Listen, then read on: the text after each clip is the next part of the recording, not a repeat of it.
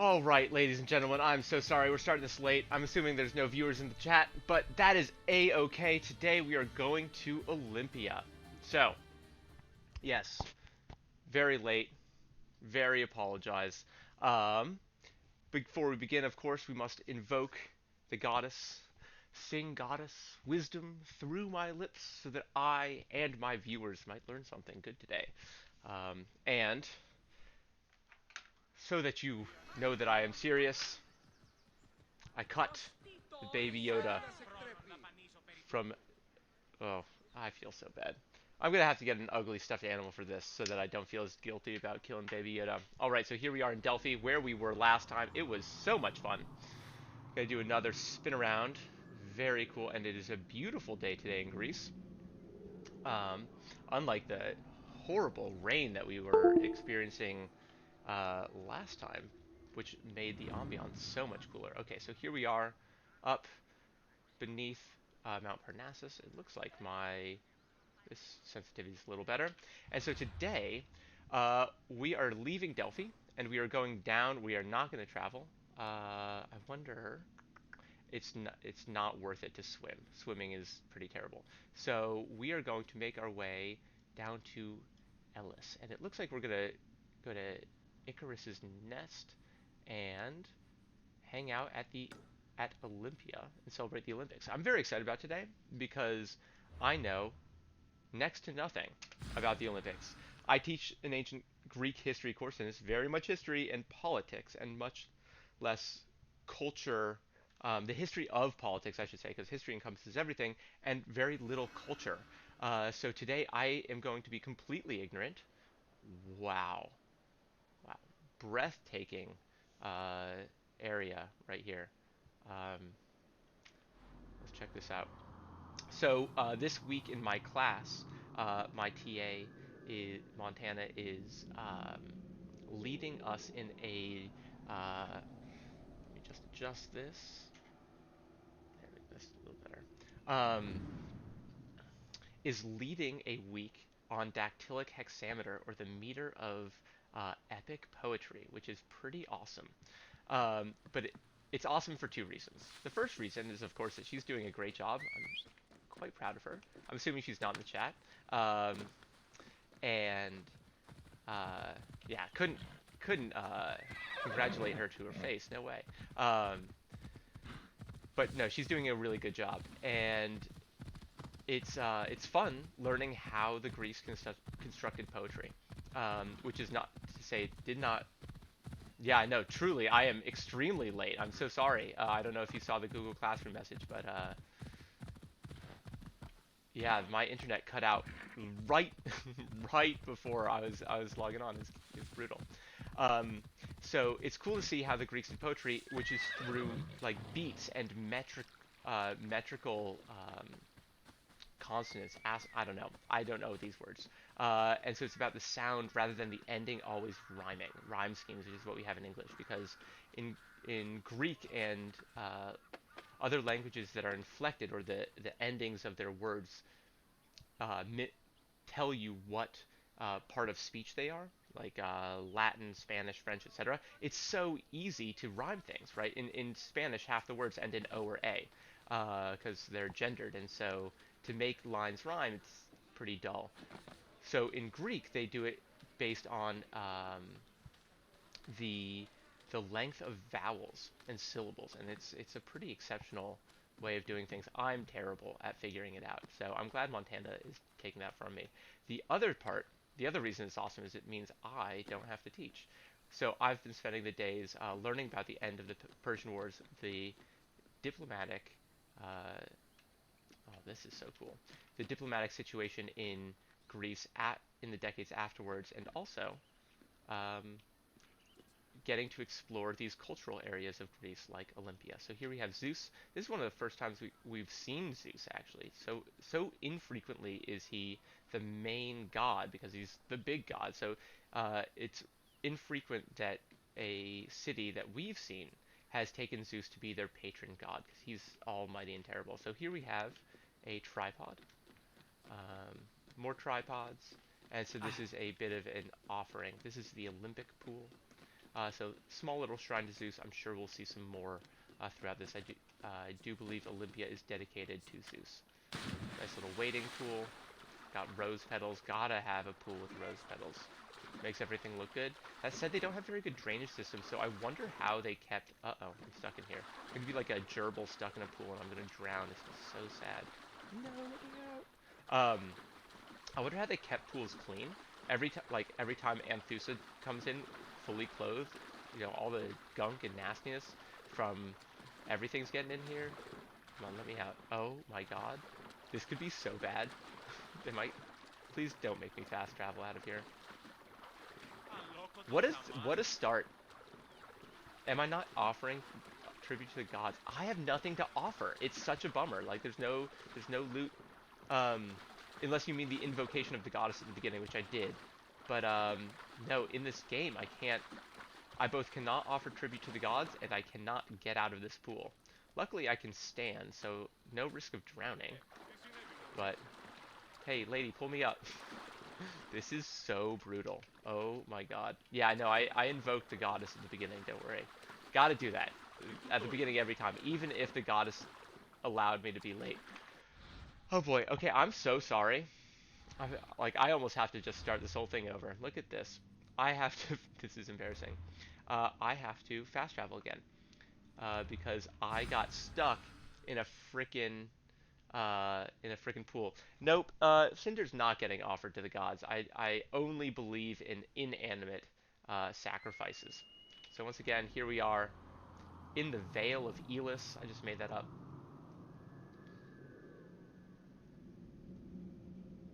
But, you know, so I mean, that's a decent point. Like, on the one hand, it's bad taste to say I should sacrifice my cat.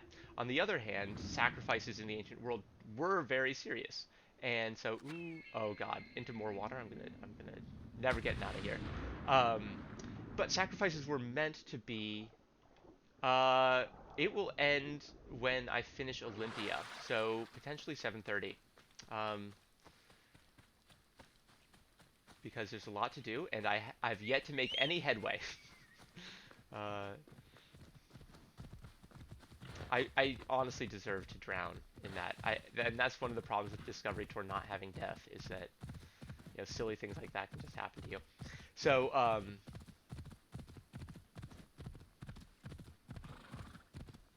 let's see. Do you mean in the chat come up on the screen? Yeah, we haven't had that for a while. I don't know. I changed some of the chat settings, and I didn't disable them on the screen, I don't believe. But I did make it so they wouldn't stay permanently on the screen, and I wonder if that had some effect. If I finagled something that then meant it didn't come up on the screen. But honestly, that's probably okay, unless you want it back. Here's an olive grove. But yeah, so anyway, back to the idea of me sacrificing my adorable and almost perfect cat. You know, for something major, that was what the ancients would do. And then eventually the Christians came along and were like, that's barbaric. Which, yeah, I mean, truly, like, that's real. But on the other hand, as I've mentioned beforehand, the bigger the sacrifice, the more effort you're going to put towards something, as well as the more the gods will respect you. Are they? Yeah, these guys are exercising. I thought they were scratching their back with those big sticks. So, you know, you've got the story of, you know, like, all the biblical stories. Cain and Abel, right? It's all about what is being sacrificed. The greatest lamb versus, like, some lame crops that Abel put together. You've got Isaac ready to sacrifice Jacob, or maybe it's... Oh, maybe it is. I don't know. I think it's Abraham about to sacrifice Isaac, which is not super chill. Oh, this is cool. So this is a carving. Is there bad lag? So I did change this to a windowless game to enable me to switch back and forth, so that I could maybe futz with options in the middle of the game. But This is Phidias. Oh, this is so cool. We almost shouldn't do this, but we're here, and let's do it. So Phidias is one of the most famous sculptors in ancient Greece, and he was responsible, probably most famously, for the Parthenon in Athens. So the Persians came into Athens and they demolished the entire Acropolis, leaving just charred rubble behind them, and um, and so to rebuild it, first off, the Athenians left it for decades just to kind of like this remembrance of what the Persians had done to them. But eventually, they gather a bunch of cash from their subjects and they rebuild. And Phidias is in charge of making some of the coolest stuff. Welcome, friend, to this Barnabas, we haven't seen this guy. especially sacred part of the Olympian sanctuary. Who are you, Barnabas? My name is Barnabas, and I am a ship captain. Don't be fooled by my scarred eye. Though I've seen my share of combat, I mostly stick to trading these days. Well, trading and introducing visitors like you to wonderful sights like this. All right. What does he think of Olympia? This place is practically vibrating with divine energy. I feel like if I look over my shoulder right now, Zeus will be staring back at me. It feels obvious, and I feel a little stupid to say this out loud, but this shows you how much of a culture, a political and military bias I get through the histories that I've read. But I always thought of Olympia specifically in the context of the Olympics and sports, and not as the one of the holiest shrines in all of Greece. The biggest site dedicated to the main god. Duh. Well, anyway, I'm excited to explore this site tonight. The sanctuary of Olympia was dedicated to Zeus, king of the gods. It had close connections to the divine, as you will see very soon. I'll come find you when you're done, and we can talk about what you've learned.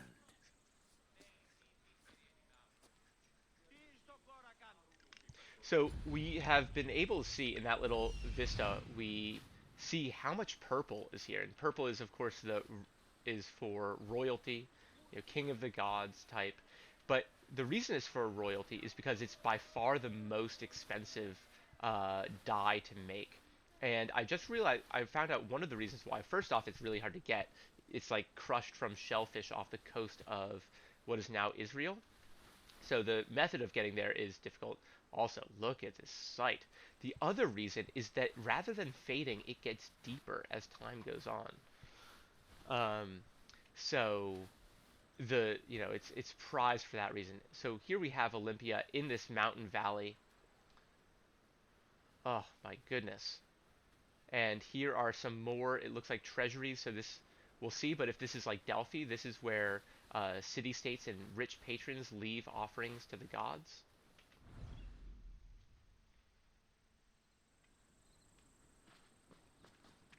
This is Phidias's workshop, and it looks like, yeah, here's a guy. So this is, Phidias is going to be the most important and lead of the workshop, but the people around him, there would be, perhaps dozens of people working in this under him. This workshop was built for the renowned sculptor Phidias after his work on the Acropolis of Athens. In 435 BCE, Phidias came to Olympia to begin working on the great chryselephantine statue of Zeus. He died 5 years later, shortly after completing his masterpiece. This grand statue would become one of the 7 wonders of the ancient world. Phidias's workshop was located right next to the temple of Zeus. Its structure has been well preserved, mostly owing to its conversion to a church in the 5th century CE. Archaeologists have also discovered lots of ancient materials in the surrounding area, such as casting molds and sculpting tools. The most famous artifact, however, is a cup bearing an inscription that aggressively states, "I belong to Phidias." Love that. Yeah, so Assassin Annie, thank you so much for subscribing. So Yippee Skippy, there must be something going on. I didn't hear anything for the subscription, and you're right, there's no chat overlay. So after tonight's stream, I'll go back and make sure that we get this chat, we get the whole streaming information on this. But thank you for being my second subscriber. Phidias was part of Pericles' inner circle. So Pericles is the class will be introduced to him in a few weeks, but he is going to be the main politician during Athens at its height. So he's a very important person, and he's in charge of the rebuilding of the Athenian Acropolis. And he collects around him a number of really awesome people, wise, intelligent artists, philosophers, traders, merchants, all sorts of people who don't fit the typical aristocratic mold of just hoity-toity landowners. And Phidias is going to be one of them. Oh, hey, nice. Vagilis being our resident Greek. Thank you so much, Assassin Annie. You're really helping out the stream. So Pericles, yeah, has Phidias in his inner circle, and Phidias is also part of as I mentioned before, the rebuilding of the Acropolis. However, this did not prevent him from being accused of impiety and exiled from Athens. He was charged with stealing gold intended for the statue of Athena in the Parthenon, and for attempting to portray himself and Pericles on the shield of Athena. Many other friends of Pericles, such as Aspasia, his lover, who actually is a tour guide in Athens and some other places, and Anaxagoras, who's a philosopher and kind of the mentor of Pericles, were also persecuted around the same time. And so this looks like this is Phidias. Oh, okay. So this is Phidias sculpting. This was made in the 18th century, but this is a marble carving like Phidias would have made. During that time that they're talking about, and we'll cover this in class much later, but Pericles is under a lot of fire, and he's too powerful to be directly prosecuted. They're not going to be able to convince the democratic juries of Athens to kick out the most powerful person in Athens, the person who's brought Athens so much glory. But instead they go after the people around him in his inner circle, like Phidias, Anaxagoras, Aspasia. So that is how Phidias ends up running away. I hope, though, that we see this Chris Elephantine statue of Zeus. So as they mentioned, this is one of 7 ancient wonders of the world. Let's see if I can name them. This is always a bit of a challenge. So you've got the Great Pyramid of Giza, the Chris Elephantine statue, the Hanging Gardens of Babylon, the Pharos Lighthouse, the Mausoleum at Halicarnassus, the Chris Elephantine statue of Zeus, can't forget that one, and I always forget, oh, and the Temple of Artemis at somewhere. Oh, the Colossus of Rhodes. Yeah, oh my goodness. Of course, the Colossus of Rhodes. Thank you. I can always get 6. I can rarely get 7. So, extra points for you. On the 5th and final day of the Olympic Games, victors attended a ceremony where they were crowned with olive wreaths and showered in flowers. The crowns came from the sacred olive tree of Zeus, which was planted near the god's temple. A young boy trimmed the branches with a golden sickle before giving them to the Hellanodikai to turn into wreaths. After the crowning ceremony, it was time for great feasting and celebration. Cool. The olive tree of Zeus. We got a bunch of people cheering around it.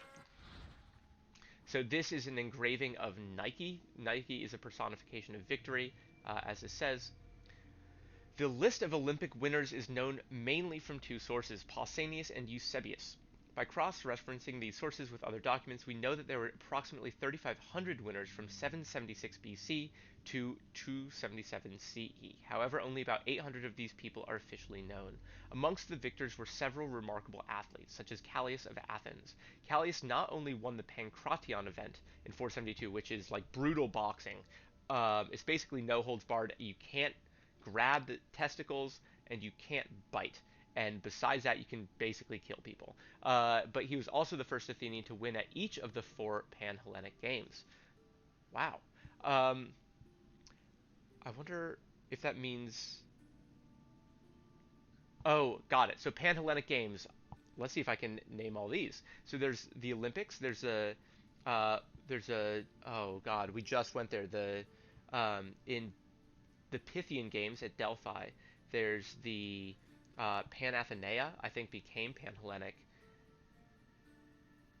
and there's another one that I'm not gonna be able to remember. Let's see if it names it. Diagoras of Rhodes, meanwhile, won the boxing event in Olympia in 464, and his two sons and two grandsons were also Olympic victors. Also, bonus points in the chat if anyone wants to do some research, find what all four Panathenaic games are. Perhaps the most famous athlete from antiquity was the boxer Theagenes of Thasos. In Olympia, he won the boxing event in 480 and the Pankration event in 476. He also won 10 times at the Isthmian Games. That's it. 9 times at the Nemean Games and 3 times at the Pythian Games. So I wonder if those are the four Panhellenic games. Because there's also the Panathenea, but that may have been... Everyone eventually ended up coming, but that was specifically for the Attic and Athenian people. And 3 times at the Pythian Games, in addition to winning several other regional games. After his death, Theagenes was made a hero by his countrymen, who honored him with the cult. Yeah, so I guess 472 is the first Athenian to win it for each 4. See, I just need to stop talking in the middle of this, finish it, and then continue on. No, I don't believe ball trauma was allowed in the Olympic Games. They were somewhat sportsmanlike. Remember, they are competing... And this was much to the chagrin of Xerxes, right? When he's invading, he's like, he finds out about the Olympics and that people are not competing for, a bunch of money. They're competing for honor and an olive wreath. And he's like, what is wrong with these people? And what is wrong with you for leading me against such foolish and, virtue-seeking people? So I think if you just like kick someone in the balls or punch someone in the balls to win an Olympic medal, like... No, I don't think people would be super down with that, and you wouldn't have too much honor from that. That's my surmise.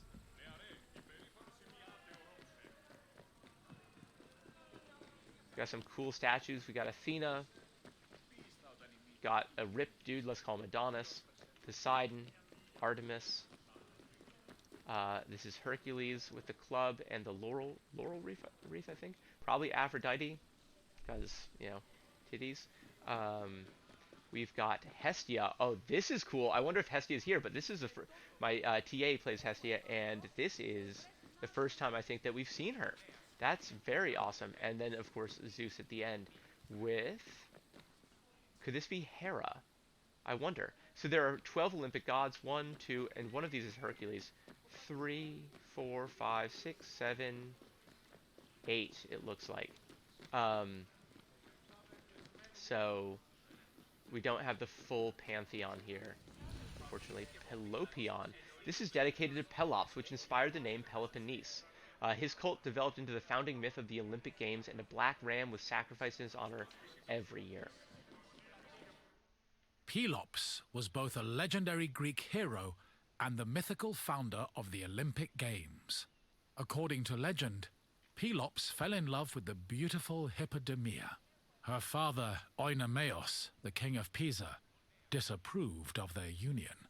Having once heard a prophecy that he would be killed by his son-in-law, Oenomaus was known to challenge his daughter's suitors to chariot races, killing them when he won. Still, Pelops was determined to win Hippodamia's heart. Before the race, he enlisted the help of Poseidon, who gave him a golden chariot with 4 winged horses. That's cheating. Pelops was able to win both the race and the hand of his beloved, while Oenomaus was dragged to death by his horses. The start of this famous race was depicted on the eastern pediment of the Temple of Zeus. So much Greek myth revolves around the idea of fate and trying to get out of fate and learning about fate through an oracle, and then still, like, it always bites you in the butt. So think about what that means, right? And what shape that creates in the Greek mythos of things are fated to happen, no matter how hard you try. It kind of allows you to take a step back from ownership, maybe. Red figure Crater with a scene of Pelops, Hippodamia, and Oenomaus. So this is Hippodamia. This is, one of them's Pelops and one of them is her father Oenomaus. In Greek mythology, Pelops' father was Tantalus, the god of Sipylus in Lydia. Sorry, the king of Sipylus in Lydia. The gods favored Tantalus and often invited him to their feasts. At one such feast, Tantalus tried serving his son Pelops to the gods as a way of testing them. He cut Pelops into pieces and made his flesh into a stew. This happens again. My Greek students will know that this is what was supposedly said by and was reported by Herodotus about something happening in the Near East between the Median king Astyages and his #1 lieutenant Harpagus. Only Demeter, distracted by the loss of her daughter Persephone, ate Pelops' shoulder. The other gods sensed the king's treachery and did not partake in the stew. Zeus punished Tantalus by sending him to Tartarus. So look at this. Pelops is favored by the gods, and instead of rejoicing and giving thanks, he he tests them and serves them something awful, commits like the most heinous of sacrileges by serving them his son. So what does we could go into the myths. I'm not sure how much I want to pontificate about what this means, but thinking about sacrificing what comes after you. So literally your children, but you can think metaphorically of what you create, what you give into the world. By giving that up, by destroying it, by desecrating it, he's going to be cursed. Maybe it's about letting what you bring into the world give it independence and freedom, and not death and disgustingness. Zeus punished Tantalus by sending him to Tartarus, where he could not quench his thirst or sate his hunger. Any water or fruit he reached for shrank continually from his grasp, serving as the origin for the word tantalize. Tantalize, so having something within your grasp, not being able to get it.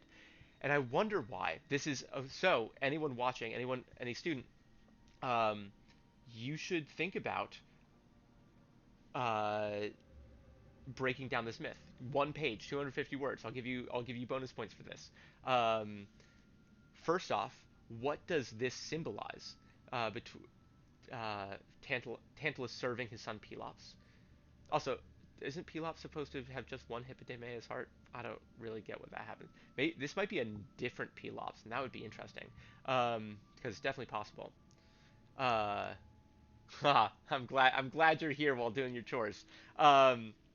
Isaiah, this will work for you as well, if you want to get some extra credit. So break down the myth of Pelops, Tantalus, and him serving Pelops to the gods, and then how does this factor into the punishment of Tantalus never being able to quite grasp what he's most desperate for? With Tantalus taken care of, Zeus reassembled Pelops and brought him back to life, with the exception of his eaten shoulder, which was replaced with an ivory prosthetic made by Hephaestus. And there, now that he's reconstituted, he can go after Hippodamia. Why do I keep waiting to ask questions that are then answered by the end? You guys can remind me in class, but this is exactly what happens with all of my students. They always come ask me questions that are in the instructions, and here I am doing basically the same thing. Just asking questions before I finish it. Silly. Got more. Huh. Why do they think that I am starting this game? I know how to use WSD. Oh boy, here we're going to the sanctuary. Look at these cool things hanging. Yeah. The Heraion was a A+. temple Let's do dedicated it. to Hera. It is one of the oldest temples in the sanctuary, dating back to approximately 590 BCE. The structure included columns painted with images of women who won the Heraia, an athletic competition made up of running events. Every 4 years, 16 women were chosen to make a veil dedicated to Hera. These women also organized the competition, though they did not compete in it. The Heraia was unique for its focus on female athletes, in contrast to the male-exclusive Olympic Games. Cool. No, Pelops was not a killer. Although Hippodame's father did die in the chariot race, it was mostly fate and his own fault. According to Pausanias, the Heraion was filled with several statues and votive offerings. Besides statues of Hera and Zeus, there was also a marble statue of Hermes holding an infant Dionysus. Aw, isn't that cute? A masterpiece of the famous sculptor Praxiteles, which has survived to the present day. Oh my goodness! And I want to see this, right? This is a constant problem of they that Assassin's Creed will put some awesome they'll talk about some awesome piece of art that still exists, or you know, a sculpture or something, and they won't give us a picture right here. Instead, they'll give us a coin with a thunderbolt, which cool, awesome, love thunderbolts. But show me an original ancient Greek statue by Praxiteles, because as we've seen, most ancient Greek statues did not survive. They're almost all Roman copies that have survived.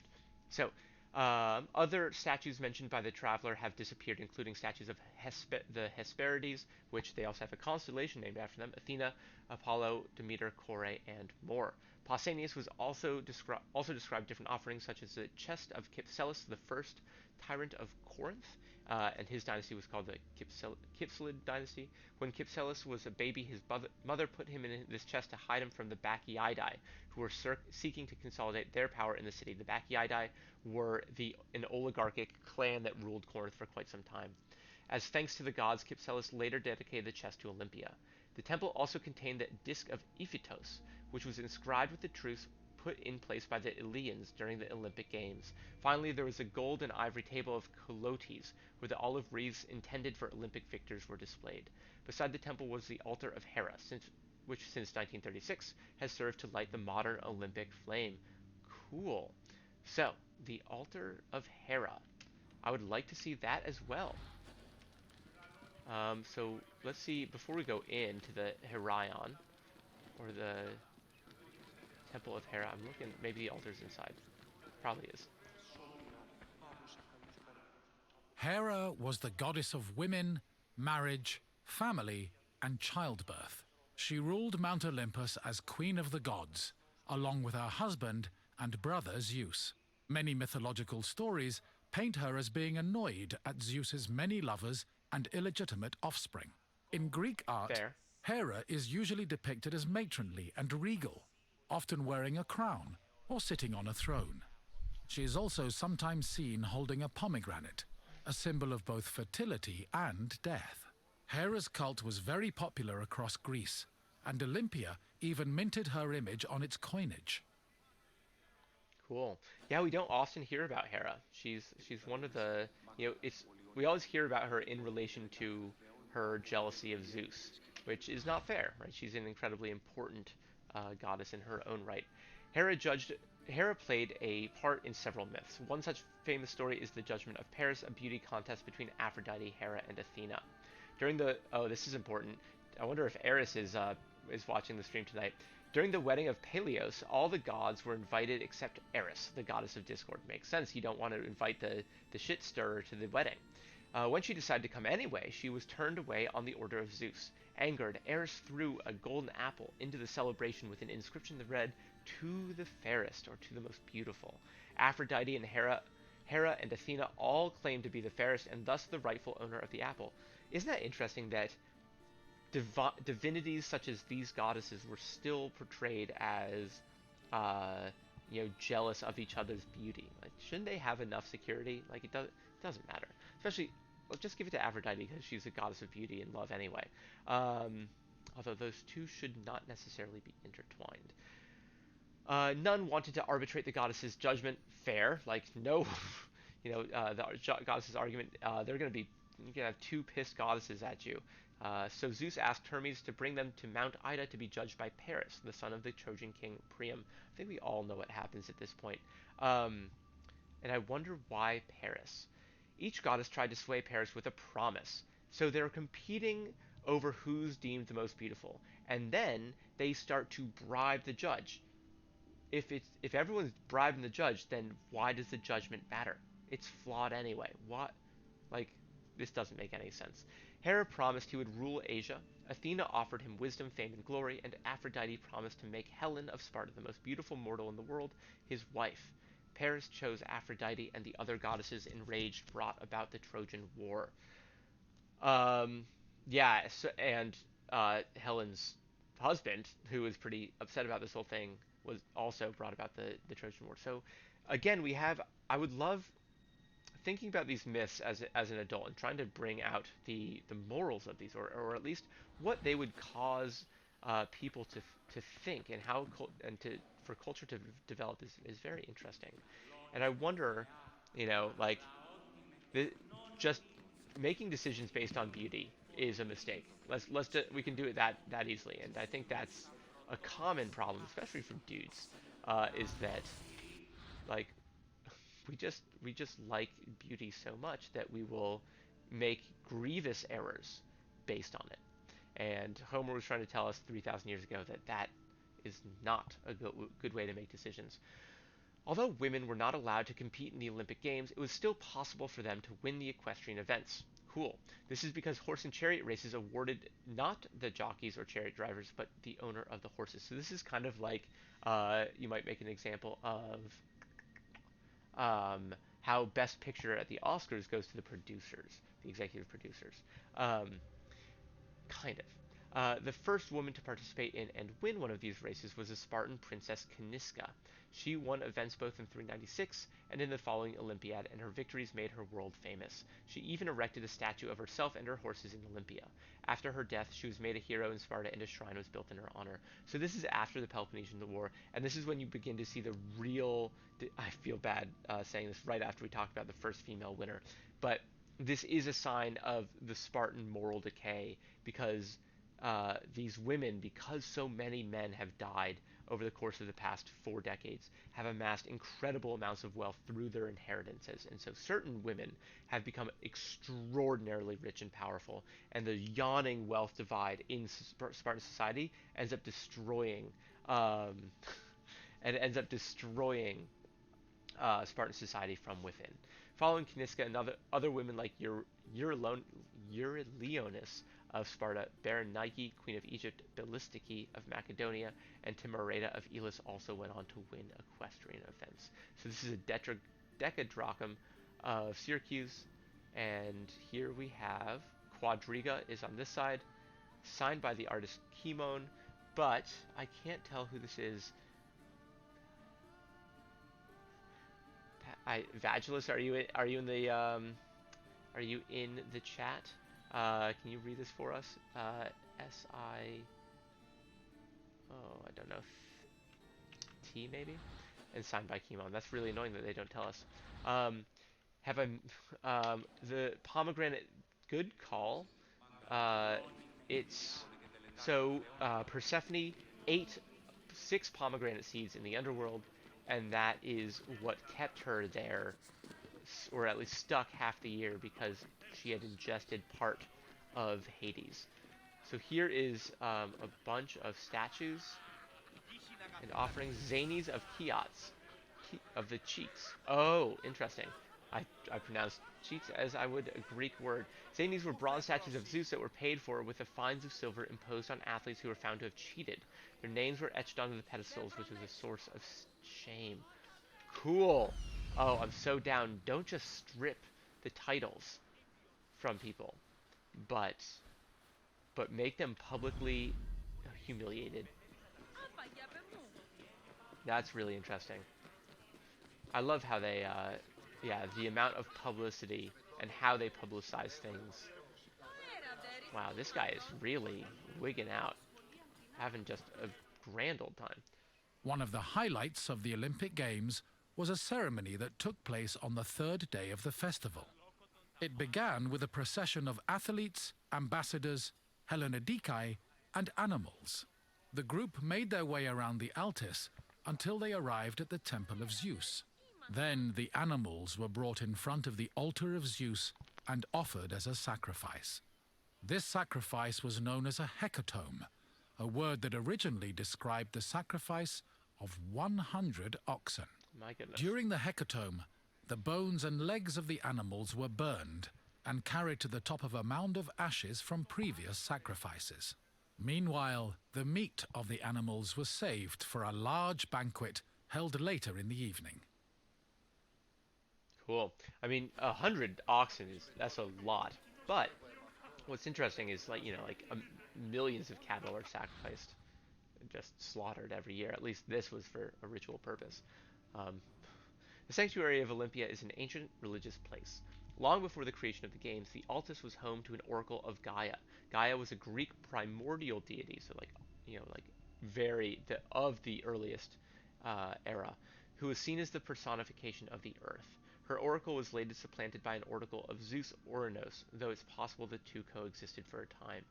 It's interesting to see uh, how the idea of God supplanted earlier cults and beliefs. So we could even think, I don't know how much this is really borne out, but the people who lived in, and no one can really be sure, but the people living in Greece before civilization probably had some sort of animistic beliefs where they saw spirits in everything, life, vitality, and everything around them, and maybe the earth is more sacred. And so you can see here also the transition from uh, you know an oracle of Gaia, and who knows if this is historical or if this is just the myths that come down to us, that Gaia's worship is supplanted by these more personified titans, and then later, of course, the Olympian gods. Her oracle was later supplanted by an oracle of Zeus. The oracle of Zeus was also eventually disappeared, probably because of the development of other major oracular sites like Delphi and Dodona. However, divination continued to be practiced in Olympia in the form of soothsayers. Soothsayers, soothsayers. Look, I had speech problems as a kid. I had a lisp, still kind of do. Soothsayers is like the hardest word in the English language, or it's right up there with like Zarathustra or something. Uh, Soothsayers were among the principal priests in Olympia. They engaged in a practice called hieroscopy, hieroscopy, in which they studied the entrails of sacrificed animals to interpret the thoughts of Zeus. Um, Look, chat. Even your teacher has to sound things out all the time. Uh, Good practice. So here is what is a scene of sacrifice, um, and it looks like we got entrails just like hanging off. Gross.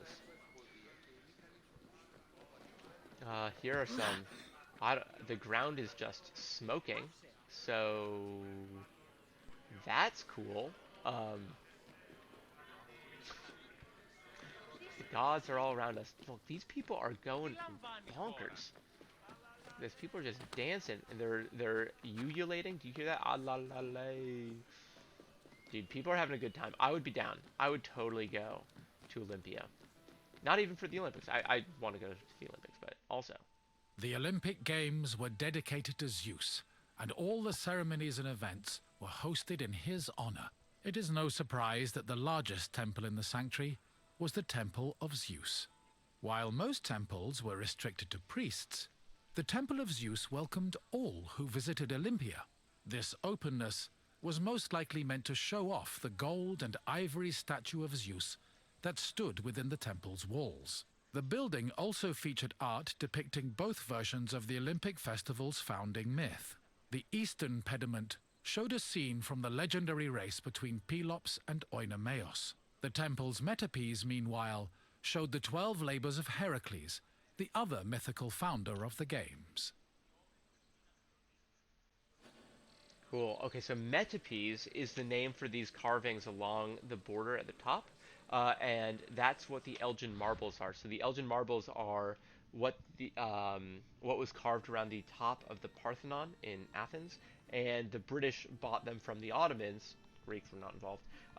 In like 1810 or something, by this guy Lord Elgin, and brought back to the British Museum, and this is a huge point of consternation and conflict between the two countries, and this is probably why the UK left the EU, is they didn't want to have to deal with Greece as another EU member.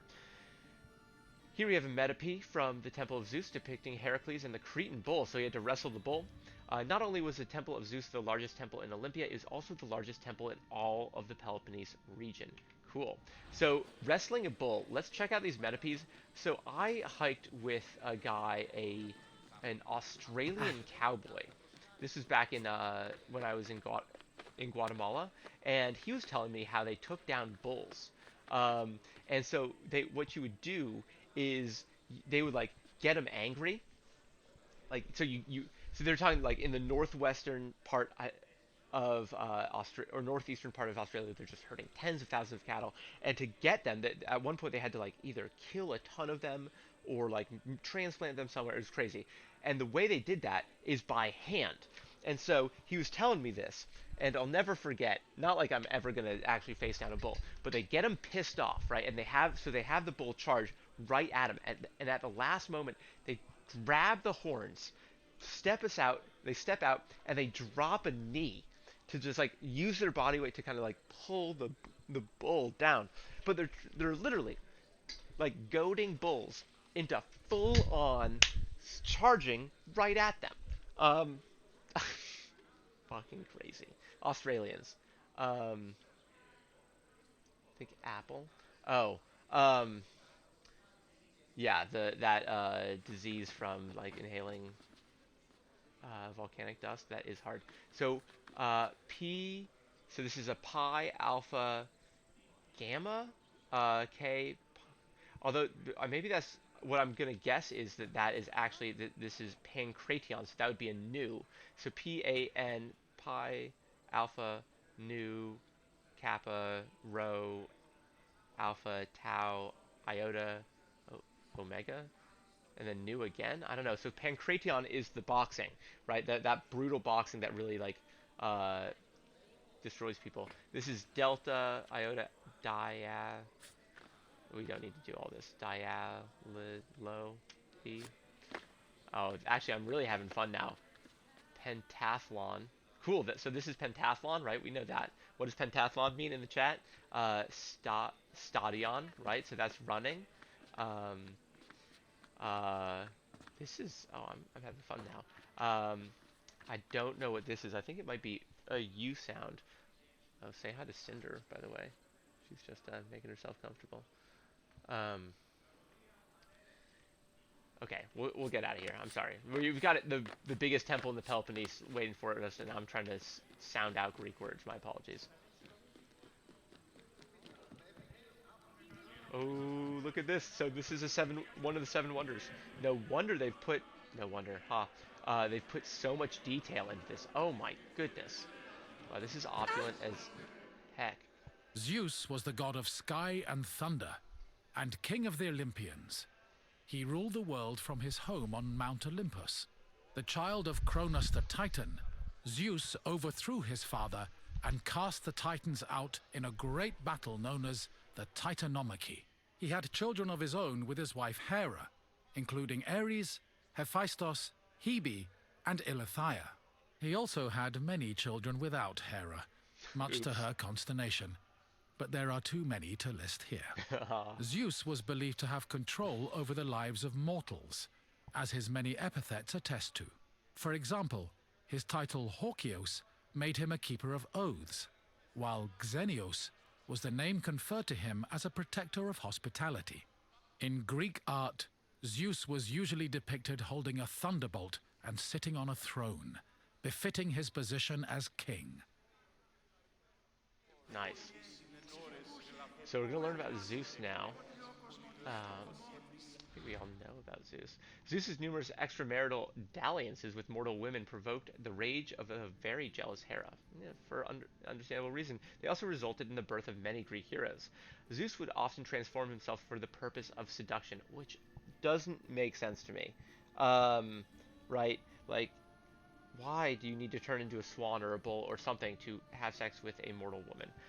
For example, he approached Antiope as a satyr, transformed into a swan for Leda, and changed into a bull for Europa.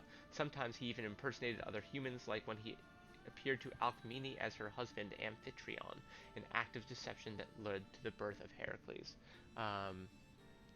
Yeah. So that's Zeus. I do like that of all the things they really focused on his sexuality. The Temple of Zeus was home to the chryselephantine statue of Zeus, one of the seven wonders of the ancient world. The statue, made of gold, ivory, and wood, was sculpted by the renowned artist Phidias. At 13 meters tall, it was as impressive looking as it was difficult to maintain. Oh, I bet. Oil was used to protect the wood and ivory from cracking, and to prevent general decay. While the statue does not exist today, it was thankfully described by Pausanias in great detail, so its legacy lives on. Yeah, that's never going to survive the Christian era, right? They're not going to maintain it like that. So Chris Elephantine, I forgot what this is, but it's wood and ivory combined, and it makes this really cool uh, white veneer.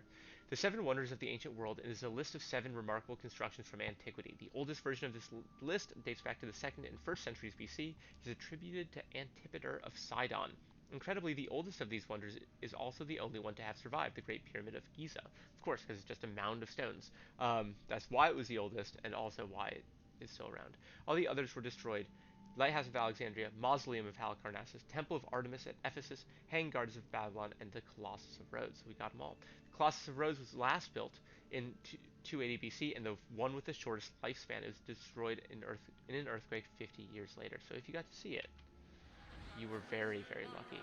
But given the timeline, actually, um, it's just about. Oh, it's actually maybe too old for that first list that we know of. But so I wonder if it was described beforehand or someone made a list.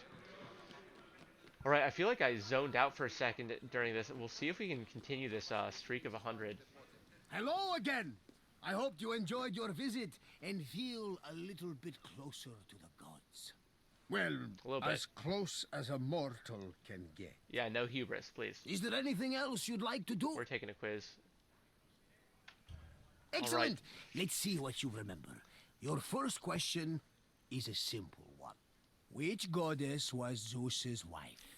Okay, they're obviously going to get harder than this. Correct. Not only was Ida But this Zeus's is definitely wife, the place I she do was not his know. sister as well. But let's move on to the next question. What kind of contest did Pelops win in his quest to marry Hippodamia? Ooh, we got the chat chiming in. Okay, let me know. I know this. But can you get the right answer? Mm-hmm. Yes, Pelops won a chariot race, thanks to Poseidon's help. Excellent. And now, the final question. Oh, he's a little too What excited. was inscribed on the cup found near Phidias' workshop? I kind of wish maybe I'll put my screen back to cover the answers because, yeah, not I am Phidias, but I belong to Phidias. To see if you guys can remember. World's best dad. That's hilarious. Keep calm and create one of the 7 wonders of the ancient world. No, these are sculptured. Correct. Apparently, Phidias was very possessive Shayla, of what his up? things. You just Perhaps missed the someone from the sanctuary kept stealing them. But I'm getting off track. Excellent work, friend. You honor the gods with your great wisdom. We are in Olympia tonight. So we just finished a tour around the grounds. Farewell for now. We're gonna zoom up. We've got a lot more things to see, but I'm probably gonna cut this short since I got such a late start. I haven't had dinner yet. I'm pretty freaking hungry. But first, let's go. So this, Shayla, we've just gone through the Temple of Zeus. Which was pretty awesome. Chris Elephantine statue. This is one of the 7 wonders. I love this is open on the top. Also, hold on. Oh my goodness. Oh my goodness. Do you see what I see? I cannot believe this. So, we have just witnessed the most anachronistic part of this game that I've seen so far. Anachronistic means out of context. So here we have supposedly the chariot race of Pelops, or at least we're supposed to, beating Oenomaus. But instead we've got Athena breaking it down and killing some people. But look at this, we got a nice little angel. So I have mentioned that these pediments on these or these big statues on the Greek temples have looked like angels, and here we have confirmation that this is just lifted from another game. But my goodness, you know it's not lifted from another game, is this view. Check it out. Oh my goodness.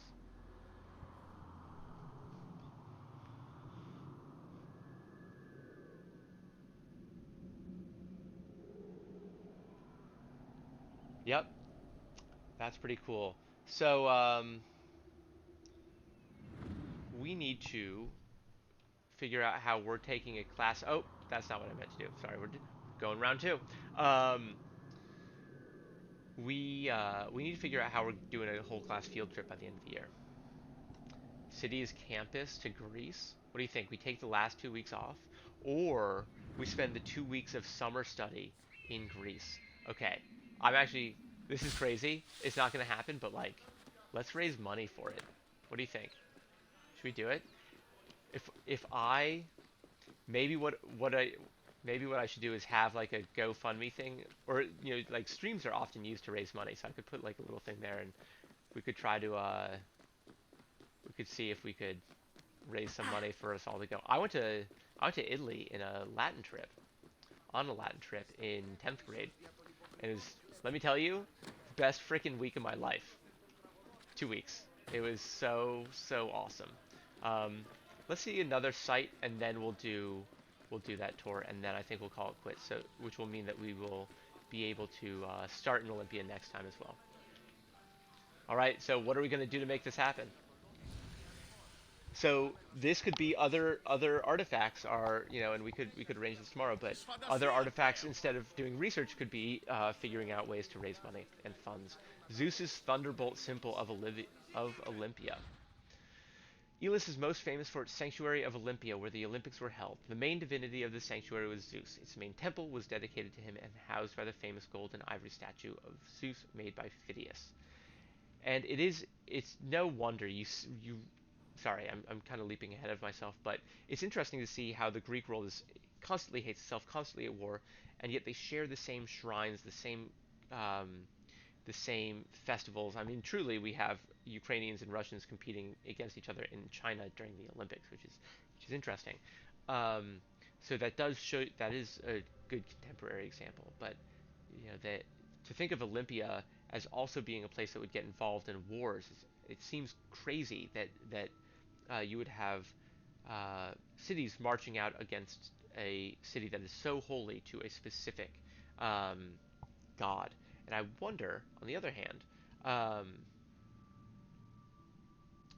yeah, I wonder if this had something to do with the kind of destruction of uh, the polytheistic pantheon of as being like, because even by the time that Christianity showed up, polytheism was not super. It doesn't seem like people were really strong believers. Not the same type like that we still see today of people that are completely devoted to different monotheistic traditions, but back then the the influence of polytheism was really waning as much. It seems to me, in my very limited knowledge, to be much more cultural than like a deep-seated belief of of Zeus like actually coming down and influencing the world. Zeus was known as the king of gods and the god of thunder. One of his attributes was the thunderbolt, which was given to him by the Cyclopes. The coinage of Elis is associated with Olympia, and Zeus is often depicted on coins. They sometimes feature a head of Zeus, but he's also commonly represented by his thunderbolt, which served as the model for the region's banner, or signifying animal, the eagle. So, the Cyclopes are also often, they were part of the description of the Titanomachy, right? The Titanomachy is where, as we've seen before, the Olympian gods and the Titans square off and vie for control of the earth.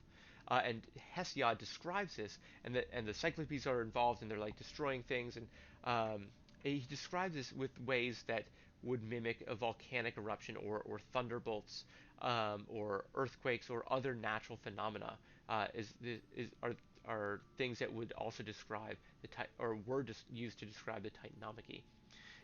And so the Cyclopes are kind of associated with thunder there because they're involved in the Titanomachy as well. And so they often have forges in volcanoes. That's where Hephaestus has a forge. I think it's in Mount Etna, um, and that's where they are creating these thunderbolts. All right, so let's go do. Actually, it's been 1 hour.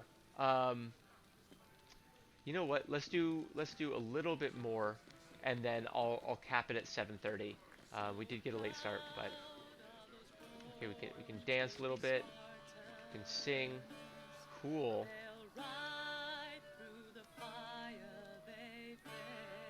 Well, she's singing in English. They usually don't sing in English.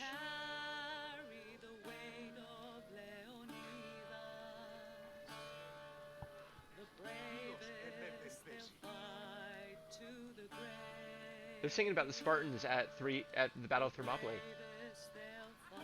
They're saying something about Leonidas. This is cool. I want to hear the next verse, if that's okay. Except they're not going to sing again. Okay, I guess they're done. Damn. Dope. Yeah, so I want to catch the, oh, we're going to go to the, I think this is where they raced the stadion. Back, so here's another altar. We got some burned logs. Looks like they've already dedicated something. This is Zeus's olive? No? Altar of Zeus. Cool. This altar was made of sacrificed ashes mixed with the Alpheus River water. On the third day of the games, 100 oxen that... Does anyone remember what 100 oxen sacrifice is called? 100 oxen offered by the Eleans were killed, giving them sovereignty over the shrine. It's the Hecatomb, right? So here is... And we got these guys just waiting, standing. I wonder if they're gonna... I wish they would blare their trumpets. Oh, I wish this game were more interactable. I know, thank you Ubisoft for giving us an educational version, but... It would be... Oh, there's an ox that's gonna be sacrificed. There looks to be... this is the Zanes of the Cheats again. And let's see if they're gonna identify these... oh, let's go to the stadion and then, yeah, we may call it quits there. Treasuries, yeah, that's what I was thinking. Cities erected small buildings shaped like the temples at the foot of the hill of Kronos. They held valuable offerings that were placed under Zeus's protection, such as weapons, statues, and vases. So, there, I saw a mention of Zeus Uranos earlier. Uranos, I believe, and Percy Jackson fans, let me know if I'm getting this right, but Uranos was the sky god, and then his son was Kronos, and Kronos, yeah, cut his nuts off with a sickle, kind of gross, and he also got super jealous and like was the one who swallowed all the Olympian gods, and then Zeus killed him because, anyway, so there's like a place dedicated to Kronos as well, so I wonder if we can see that on the map. Valley of Olympia is Kronos on here? It might be, maybe that's the like Mountain of Kronos. That's cool though that they have the entire lineage of the major gods here, and I wonder if that has an effect on like, yeah, if this area of Elis is seen as super important in Greek mythology. I wouldn't doubt it, because a lot of the places you hear in Greek mythology still existed in the time that that history starts, like Elis and Argos and Thebes. But a lot of them are kind of backwaters, and they're not important because they were important in the Bronze Age when the stories of mythology took place, but they were not important. Some of them weren't important by historical time. Cities rise and fall, as does everything. The only constant is change. Organization. Agonothetes crowning an athlete seen from a red-figured cup. So Agon means chance. So Agon. Oh no, sorry, it's not. It's competition. Alia is about dice, but so these are different parts of games. But Agon is competition. So this is one important part of games is competition. Up until 584 to 580 BC, the Olympic Games were organized by the Oxylides, an aristocratic family from the city of Elis. Wow, so one family was in control of the whole thing. Over time, however, the family seemingly died out, and the responsibility of organizing the games passed on to other members of the Elian aristocracy, who were chosen randomly by lot. The first organizers of the games were originally called Agonotheti, literally those who held the games, but their name was eventually changed to Hellenodikai. Cool. All right, guys. With that, I think we're gonna sign off for the day, and we will resume on Sunday, and we'll do another thing of the Olympics. Um, yeah, I think so. Unless I do another stream this week, but that was a pretty good one. There's a whole nother tour to do next time as well. All right, guys, gonna go eat dinner. Thanks so much for joining me.